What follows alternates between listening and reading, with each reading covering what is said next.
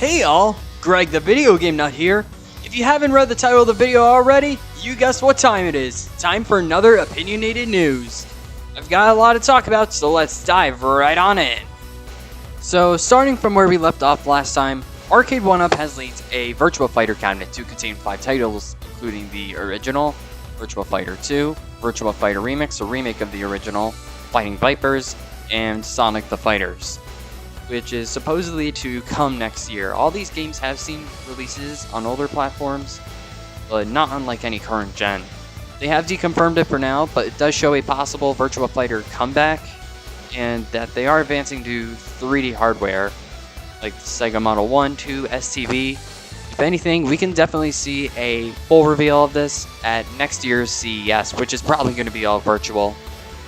Amazon UK supposedly put up this Skyward Sword placeholder for Switch. It is going to possibly be the Zelda 35th anniversary game. I could see it having a similar treatment to Xenoblade.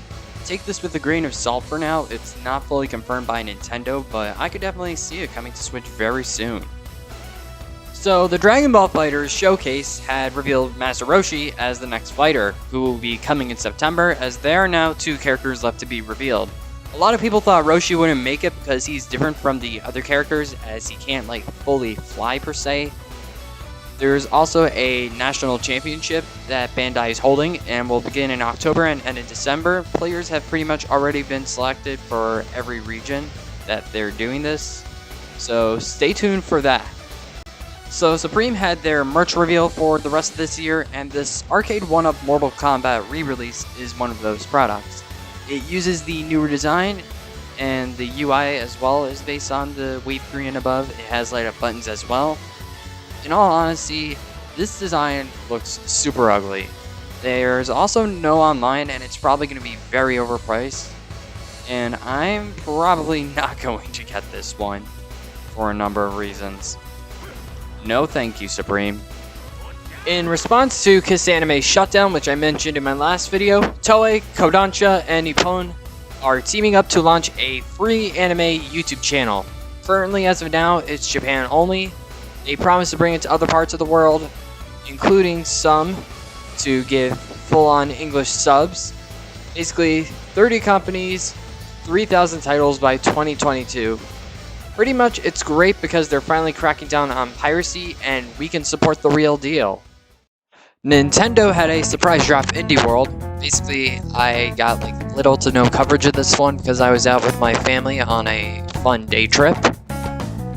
Nothing really caught my eye with this one, but Goose Game's 2-player mode, which is a free update, seems to be a cool fit. It's probably my favorite thing that got revealed out of this. I'm going to mention Nintendo later in this video with another reveal, which you probably already know what it is. So stay tuned for my next part with Nintendo. Space Jam 2 got its new uniforms as seen up here with LeBron wearing it. To be honest, it looks kinda ugly when compared to the original one. Regardless, I'm sure the film will still be fine when it comes out next year. Funimation decided to post this calling card from the Phantom Thieves on all their social pages, which shows to be by they. Basically, Persona 5 the animation is streaming for free on Funimation now, so if you don't want to spend $300 on a box that you only watch once, this is your next best option. From what I've seen with the dub, it's actually pretty good. It definitely beats the Japanese version. The cast absolutely kills it. Persona 4 Golden the animation has also been added just recently, so if you are looking for a new anime to watch, definitely go with this one. My tip though, go with playing the game first, because the anime condenses everything a lot. So in other words, the Switch is officially coming to Brazil, a market that is completely dominated by the Sega Master System. Prince of Persia is getting a leaked remake, as seen with the art up here, to be revealed at this week's Ubisoft Forward.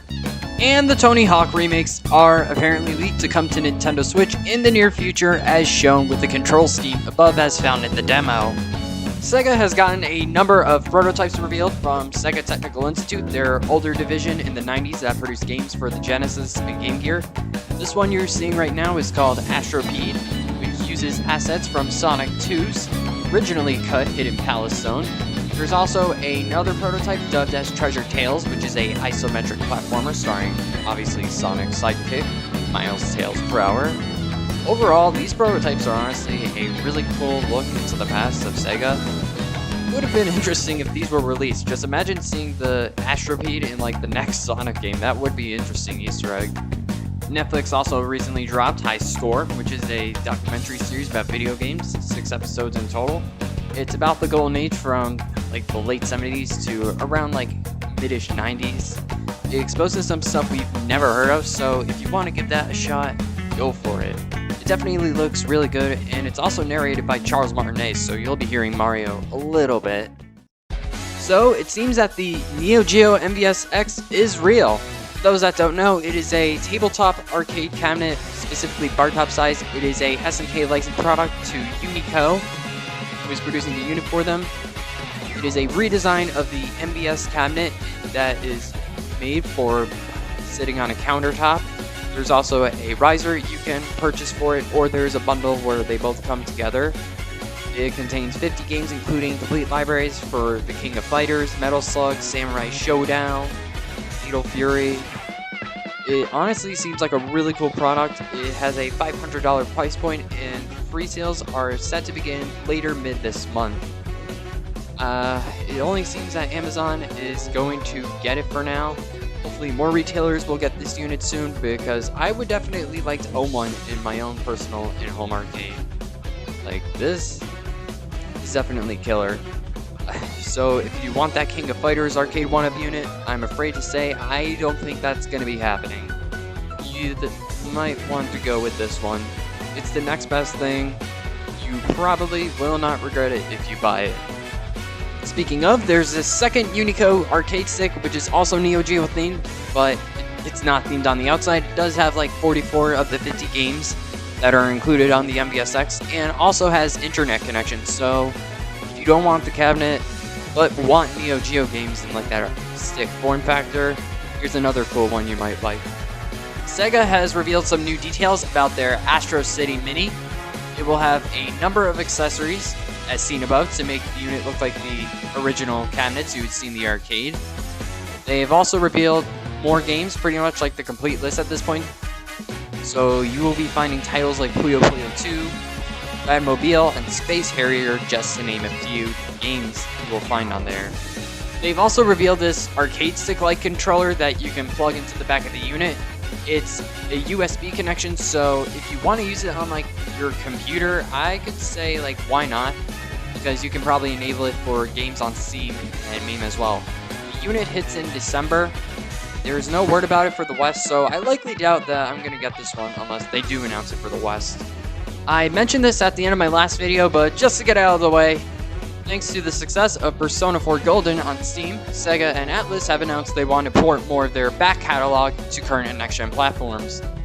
They do have a Sega Forever Discord open, so if you want to request ports of games that they will eventually do, go for it. I'm requesting Virtua Fighter at least, so let's see what they come out with.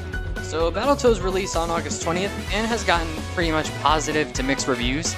I mean, we've heard so little about it since its announcement 2 years ago. I mean, it looks good, like the art style looks alright, but I heard the game is not as difficult as the old one, so if you're a newcomer to the Battletoads franchise, then maybe this one might be just for you.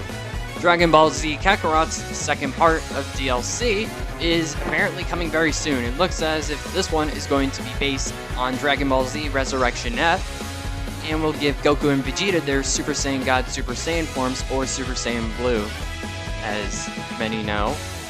So stay tuned on Bandai's social channels to get more information soon.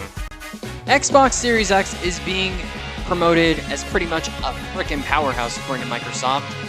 There are leaked prices that take place between $400 and $600 for the X, and then Series X will probably be like $300. What you are seeing above is the dashboard, and just saying, it looks very similar to that of the Xbox One. Also, to make Halo Infinite better, they have hired Joseph Staten on the 343 Industries team to help out with the game, and he's a Halo veteran, so hopefully this turns things around for that title. As for its rival, the PlayStation 5, That console has actually gotten an ad, which is what you're seeing right before your eyes on the screen right now. The console is also slated to have liquid cooling. Basically, it's going to use liquidated metal as its cooling agent, compared to per se just like a mechanical fan. It does have fans in there, but the metal is going to help keep it cooler than, well, what happened with the PS4 and its jet engine sounds for The Last of Us Part 2. The DualSense's abilities are also much greater than we thought it would be.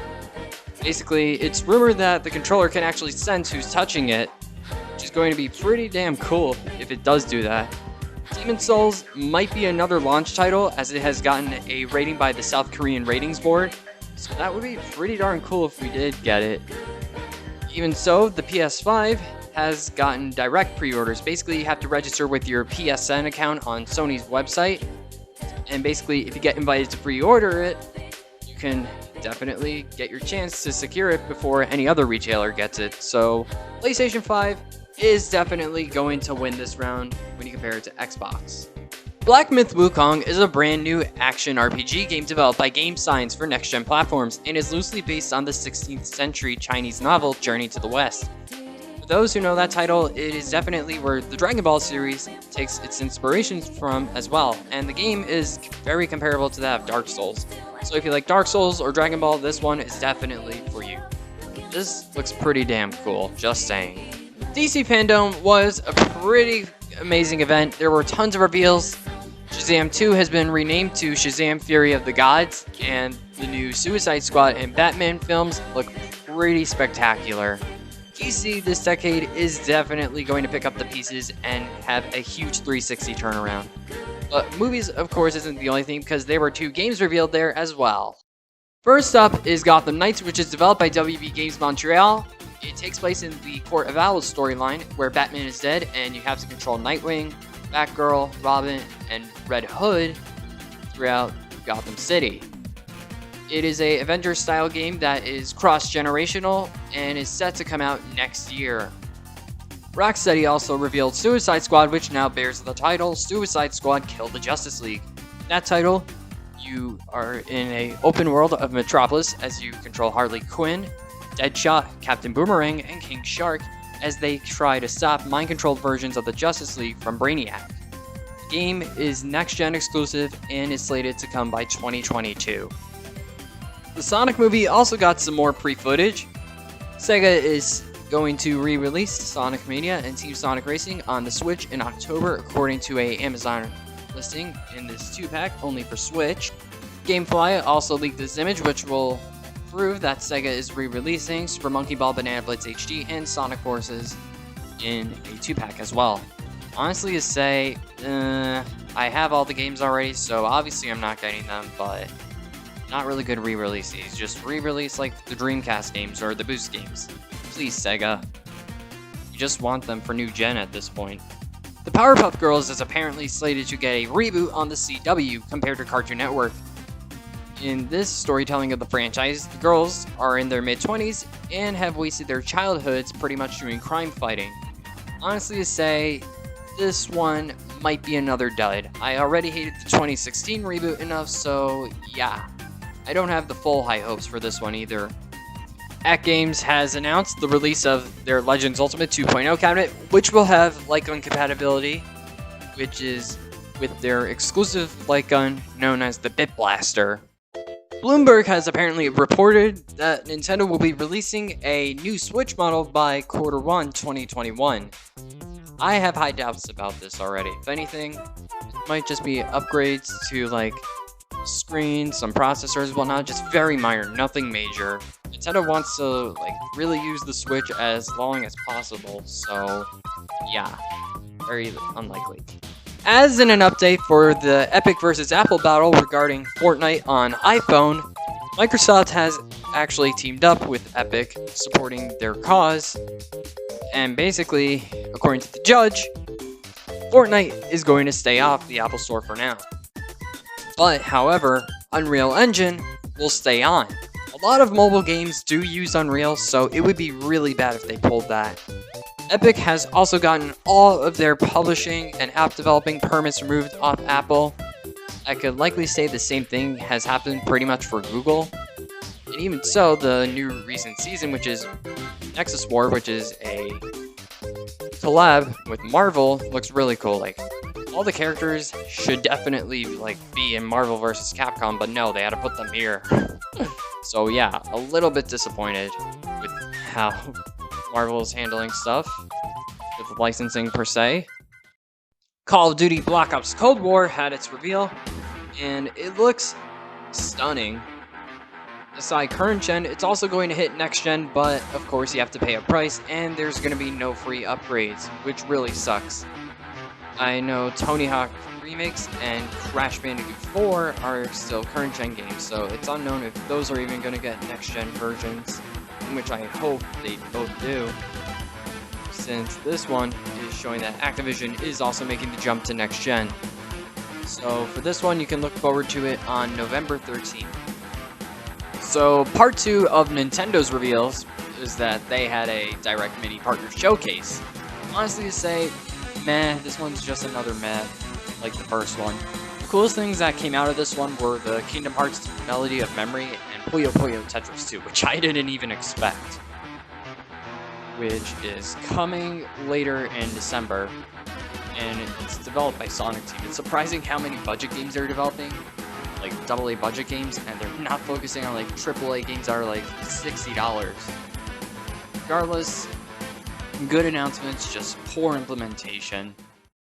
Ninja Season 1 has ended and Season 2 has officially began. Season 2 is sports themed and has a new stage, Shinobi City, and new gun weapons, which are boards like surfboards, skateboards, and even gigantic swords. More importantly, Ninja is gaining a collaboration between Sonic the Hedgehog. When?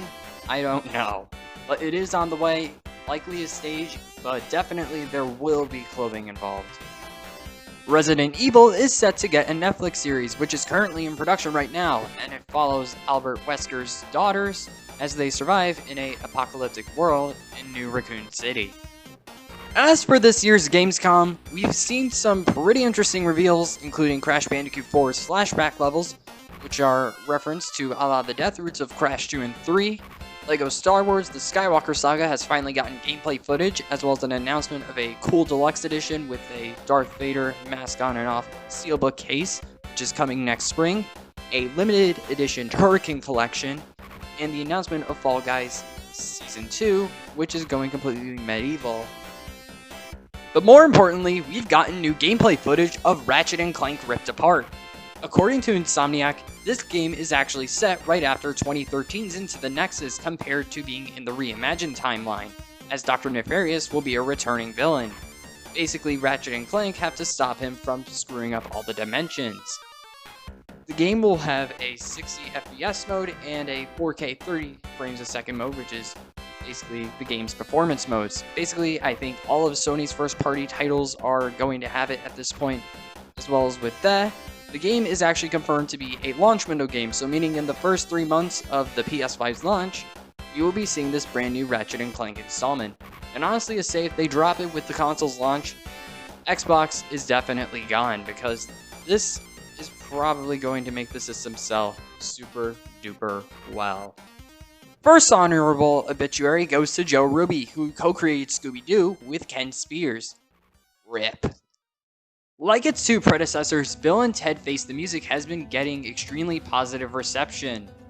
The new Disney Plus exclusive movie, Phineas and Ferb the Movie Candidates Against the Universe, has been getting positive reception from critics, but some fans have been more critical. And of course, the New Mutants is getting slammed and panned with negative reviews everywhere. That's what happens when you delay a movie by 2 years. The second obituary goes to Chadwick Boseman, who passed away of stage 4 colon cancer at age 43. Boseman starred in some amazing movies and had great acting roles too, including that of Black Panther in that same titular movie, as well as reprising the character in Avengers Infinity War and Endgame. King T'Challa might be gone forever, but in our hearts, Wakanda Forever will always rage on. We also lost another member in the Marvel community, Norm Spencer, who played Cyclops in X-Men the Animated Series and reprised his role in the Marvel vs. Capcom video games. Optic Blast forever. Tokyo Game Show 2020 has gotten its official schedule, which will air later this month, and I will definitely try to get coverage of this one. Companies like Capcom, Sega, and Atlus, and Square Enix are slated to appear. Microsoft is also joining, but according to news sources, don't expect any new information on Xbox Series X. Of course, you've all been waiting for this moment for me to talk about the Super Mario Bros. 35th Anniversary Direct that aired just recently. And in all honesty, this one blew not just me away, but pretty much the whole Nintendo community and the world. So, let's talk about it. Just to get out of the way, of course there's merch involved. As you can see above, Nintendo announced this pin set, which you can receive by completing missions on the Mario 35th website, and they're bringing back physical My Nintendo rewards. Hooray for that. I still remember the heydays of Club Nintendo when they used to give them away. Like this and the rest of the merch, I will try to acquire these and unbox it on the channel. Nintendo decided to announce this special edition Super Mario Bros. Themed Game & Watch, which will contain the original game and the lost levels, as well as a clock with 35 Easter eggs. It also contains a remake of the original Game & Watch Game Ball. This has a very limited production number. Japan has sold out for yours already. Europe has just recently got them. As for the US, stay tuned because they're still trying to regulate some stuff out with the FCC to make the unit safe to sell. It's going to be available November 13th. Of course, Super Mario 3D World was one of the games teased to join the Mario 35th anniversary, when this was all culminating back in March, and now it's coming to the Switch on February 12th, 2021. Beside the original game, it will also contain new levels dubbed in Bowser's Fury. The game will also contain online play and amiibo compatibility with Cat Mario and Cat Peach figures to debut alongside the game. It's been a while since I've played this one, and this is definitely a hidden gem from the Wii U. It's good that they're going to expose this to more people, and I can't wait to get the jump on this one again. Super Mario Bros. 35 is a brand new Battle Royale style game a la Tetris 99. In it, there are 35 players who compete to be the last Mario player standing, as you use 4 strategies and an item roulette to attack back. This game honestly looks super fun, and I know I'm definitely gonna reach that #1 spot quite a few times. The only thing that stinks though is that it is a very limited play, unlike Tetris 99. It's going to go from the beginning of October to the end of March. So my tip, play it while you can. And be sure you have Switch Online because it's only for Switch Online members. Mario Kart Live Home Circuit is a new Toys to Life game. You buy a starter kit for $100 that contains either a Mario or Luigi car and some course rings as well as the game, which is only physical. It looks cool and all, but I likely doubt I'm going to get this one. I don't have enough space in my room to pretty much play this game at all, so I really don't think it's going to be a good idea for, well, my home at least. Nintendo also finally took the urge to re-release the original Super Mario All-Stars on the Super NES for Switch Online. Pretty much, for those that don't know, it is a 1993 compilation of Mario 1, 2, 3, and the Lost Levels, remade for the Super NES with 16-bit graphics. Go give it a try if you have Switch Online. It's pretty fun. It's me, Mario! Of course, you guys all wanted me to talk about Mario 3D All-Stars, and I've been waiting for all these games to come to the Switch for a super long time. So as for Mario 64, it's based on the Shino Japanese-only version, which contained Rumble and some fixes as well. The game is presented in 30 FPS, 720p in both docked and handheld. I mean, it's not the worst, so this definitely kills our chances for an N64 classic though, which is sad. But it's definitely exposing an amazing game to a new generation. As for Mario Sunshine, it's going to be 720p 30 FPS. In handheld mode, it's going to upscale to 1080p when you're playing on the TV. The only thing I hate about this is, despite it presenting the GameCube button functions, it's not compatible with the GameCube controllers, so no analog controls for how much FLUDD can squirt, which is kinda sad. I always definitely wanted to experience that, but at least I finally get the chance to own this game. This game is going up in price on eBay, and it's freaking crazy. $100 for just a CIB copy. And as for Mario Galaxy, that is the only game in the collection to be at 60 FPS. It's going to present itself in 1080p on TV, and in 720 on the handheld. So how the games control here, you can play without the motion controls, but I'm probably going to play with the Joy-Con separate to get that motion control-like experience. And if you're playing in handheld mode, to control the pointer, you apparently have to use the touchscreen, so that's going to be quite finicky. I'm definitely not going to play in handheld mode, but I am going to play with the Joy-Cons at least. So yeah, Mario 3D All-Stars is coming in under 2 weeks, and I cannot wait to replay all these games again. I am definitely super excited to get that jump. It's going to be such a great compilation. I didn't expect to finish like this. I wanted to finish with Mario, but now that the hat's out of the bag, I might as well do it. So, Shenmue is getting an anime. Crunchyroll and Adult Swim have made a deal that they will distribute the series.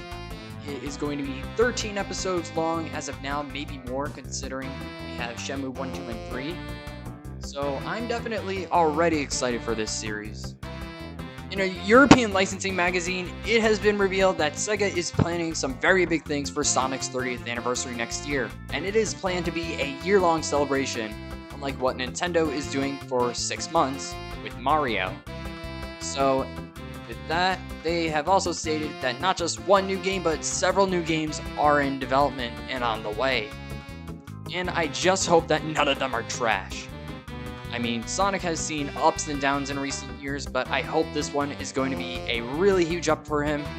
And 30 is definitely a huge milestone for a franchise. And with that said, it looks like that's it for today. For the rest of August and what we've got for the beginning of this month. As always, thank you for watching. Be sure to like this video, and if you're new, subscribe and ring the bell not to miss out on my future uploads. All of my social media pages are linked in the description and are also on the main channel page. I'm Greg the Video Game Nut, and I'll see you guys next time.